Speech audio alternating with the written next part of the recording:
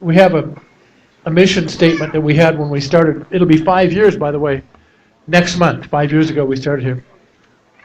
Our mission statement then was two fat guys trying to get to heaven. That would be Tim and I. And but now we're going to have to change it because we've both lost 100 pounds. Some of you guys are looking at us. We still weigh about 300 pounds. They're going, they lost 100 pounds? Man, they must have been fat. Yeah, well, you wait till next year when we lose another 100 pounds. And we're so cool, you know. We're talking about getting some real suits, you know, putting on a real fancy preacher suit. Never mind, I don't think I'll do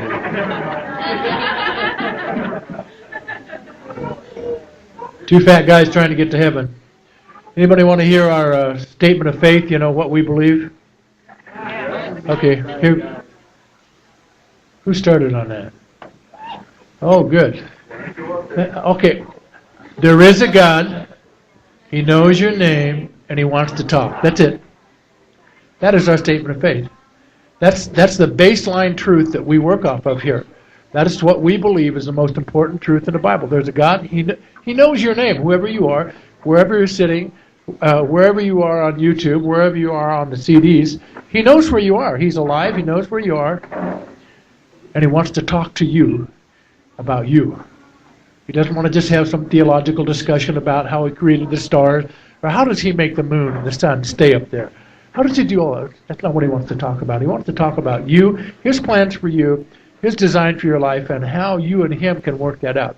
That's what our statement of faith is about. If you have a Bible, I want you to turn to book of Galatians. I announced last week, I never do this, but I announced the topic or the title of what I'd be talking about today. And what I'm talking about today is I came here to start a fight. I came here to start a fight. I'm tired of messing around. I'm tired of fooling around with things the way they are. Things the way they are in my life, things the way they are in your life. And some of you are tired of it too. So if you go to Galatians chapter 5, I'm going to show you where the fight is, and then we're going to talk about how to win the fight. Galatians 5.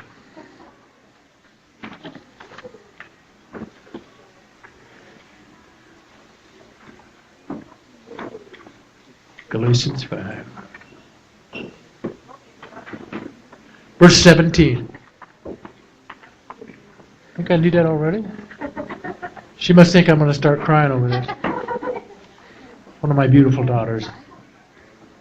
For the flesh lusts against the Spirit, and the Spirit against the flesh, and these two are contrary one to another, that you cannot do the things you want to do. Let's read that again.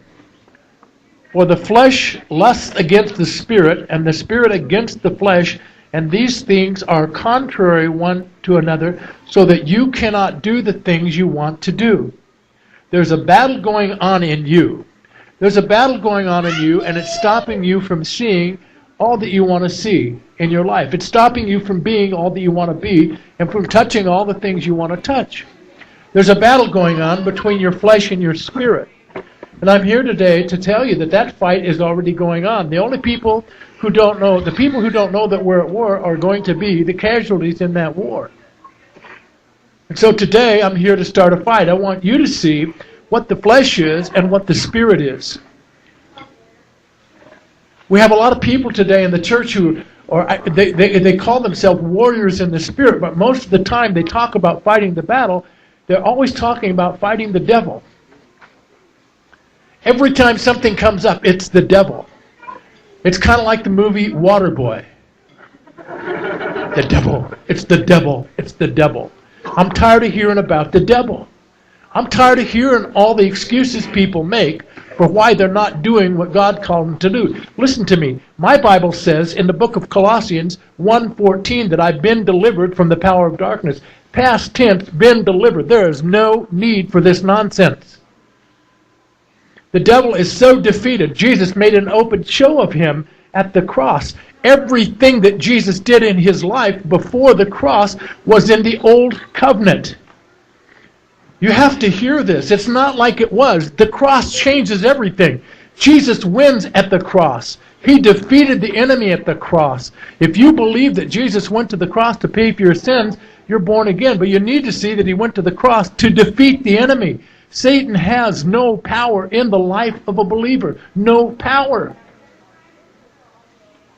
So we have all these people arguing. I mean, it drives me nuts. They've been doing this for years. They ask me stupid questions. Do you think it's possible for a believer to have a demon? And my answer, do you think it's possible? Do you think it's possible for, they ask me, for a believer to be demon possessed? I tell them no. But I think it's possible for a demon to be believer possessed. What? I'm not doing word games. I'm just telling you there are people around who by their very attitude and the attention they give to demons have them all over the place. Demons love to be pointed out. I wish I wouldn't even say this because it gives them a little bit of attention. There are people who have, quote, deliverance ministries, and what they have is they have a circus of demons that follow them around and manifest, so it makes these guys look good, lifts them up. Oh, powerful person of God dealing with demons. You know what? It's stupid. It's not part of what God's doing, and it's coming out of their flesh. The big battle in your life is not the devil, it's your flesh. You will stand before God and give an account for your actions, and you can't blame the devil before the throne. It's going to be you. God could not judge you if it wasn't just you. The book of James says, don't say when you're drawn away that you're tempted of God, because every man is drawn away by his own lust. Your own lust is the problem. The battle is in you.